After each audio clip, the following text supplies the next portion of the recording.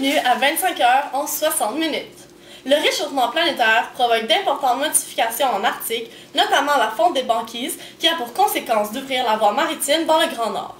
De cette problématique, nous pouvons retrouver des enjeux autant économiques que géopolitiques juridiques. Ce conflit date du temps des explorateurs, dont Christophe Colomb ainsi que Jean Chabot, qui cherchaient un passage reliant l'Europe de l'Asie. Le réchauffement a fait renaître cet intérêt qui durait depuis plus de 300 ans. D'ici 2050, il y aura un passage du nord-ouest reliant l'Atlantique et le Pacifique, passant par le Grand Nord du Canada. Allons maintenant rejoindre Madame Gravel, qui se trouve en présence de Monsieur Imamidjan, un Inuit du Grand Nord. Bonjour, voici en direct de l'Antarctique, au déroulement d'un congrès international mettant en question l'enjeu de la route du Nord. Premièrement, les principaux acteurs de ce futur conflit sont le Canada, les États-Unis et l'Union européenne. Les intérêts étant pour sont principalement la réduction des coûts liés au transport maritime, car la distance entre l'Europe et l'Asie sera grandement diminuée. Deuxièmement, ce sera un avantage pour la circulation, étant donné qu'en empruntant cette voie maritime, le trajet entre Londres et Tokyo est réduit de 5500 km, soit une baisse de l'ordre de 26%. Ce sera donc un grand avantage pour la business de ces deux pays. La route contient énormément de ressources naturelles, ce qui pourrait jouer un rôle considérable dans le futur approvisionnement de pétrole et de gaz naturel.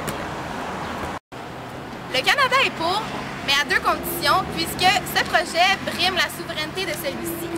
Donc, les deux conditions sont les suivantes. Premièrement, le titre, il veut garder son titre historique et avoir la ligne de base droite. Je vous explique. Le titre historique permettrait au Canada de déclarer que les eaux de passage du nord-ouest sont parties de ses eaux intérieures et donc, à ce moment, le gouvernement pourrait décider de refuser le droit de passage inoffensif à n'importe quel navire. Pour ce qui est de la ligne de base droite, suivant cette délimitation, le Canada aurait lancé la juridiction de ce passage. Toutefois, selon l'article 8 de l'UNCLOS, étant donné que cette voie maritime n'était pas considérée auparavant comme faisant partie du territoire canadien, le Canada doit accorder aux autres pays le droit de passage inoffensif.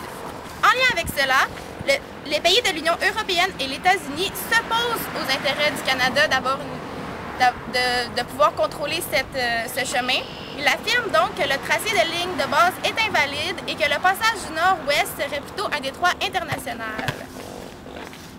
Par contre, si ce passage serait reconnu comme un détroit international, ce serait une menace pour le Canada, comme dit précédemment.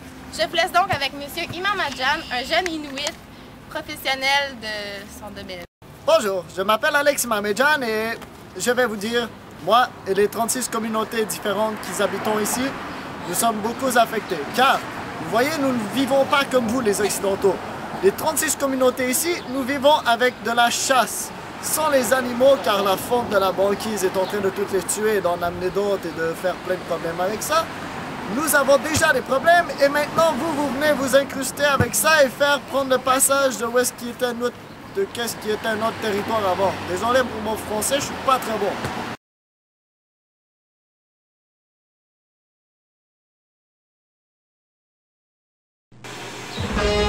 Bonsoir, bienvenue aux 22h. Aujourd'hui, nous allons vous parler des élections fédérales qui ont eu lieu le 2 mai dernier, où 4 candidats majeurs se présentaient. Jack Layton pour le NPD, Michael Ignatieff pour le Parti libéral, Stephen Harper pour le Parti conservateur et finalement Gilles Duceppe pour le Bloc québécois. Finalement, au soir du 2 mai, M. Stephen Harper fut élu en majorité et sa principale opposition est Jack Layton. Nous avons aussi d'autres nouvelles pour M.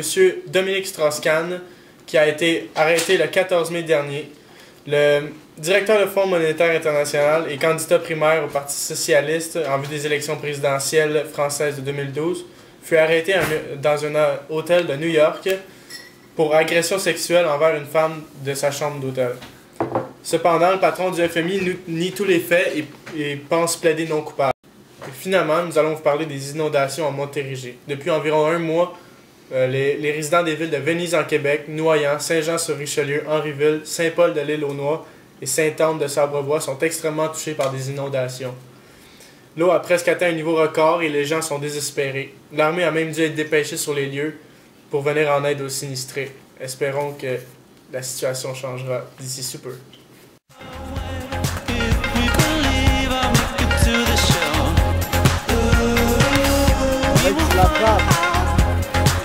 Tu veux être bon au volleyball? Achète-toi le super duper ballon de volleyball. 299,99. Tu veux être payé en 13 paiements avec Visa, Interac, Mastercard ou Cash.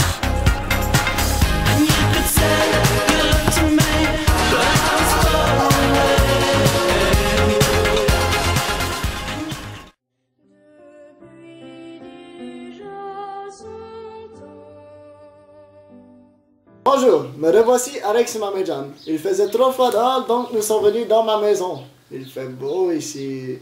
Voici Mathias Licari, un journaliste qui suit le conflit depuis très longtemps. Pour le moment, ce conflit par rapport au passage du Nord-Ouest est un éco-stade politique et purement diplomatique. Du côté de la communauté internationale, le Canada travaille d'arrache-pied pour essayer d'obtenir les droits sur ce passage. Il travaille avec la Convention des États-Unis vis-à-vis des lois de la mer pour essayer de démontrer que ce passage leur appartient. Politique. Toutefois, le Canada nous a avisé qu'ils ont déjà augmenté la présence militaire dans le territoire du Nord, ainsi qu'ils auront pour objectif d'augmenter la présence militaire d'ici les prochaines années, pour essayer de démontrer aux pays revendiquant ce passage que le Canada est bien présent. Alors que de l'autre côté, les États-Unis ainsi que l'Union européenne tentent très fort de démontrer aux Nations Unies que ce droit de passage n'appartient pas au Canada, puisque d'un côté, ce passage démontrait un très grand enjeu économique pour ces deux pays. D'un point de vue plus local, la population canadienne tente sans cesse de mettre pression sur le gouvernement canadien pour qu'il puisse empêcher l'accès à ce passage. Ils voient un danger pour la sécurité nationale du pays ainsi qu'un danger pour l'environnement de celui-ci.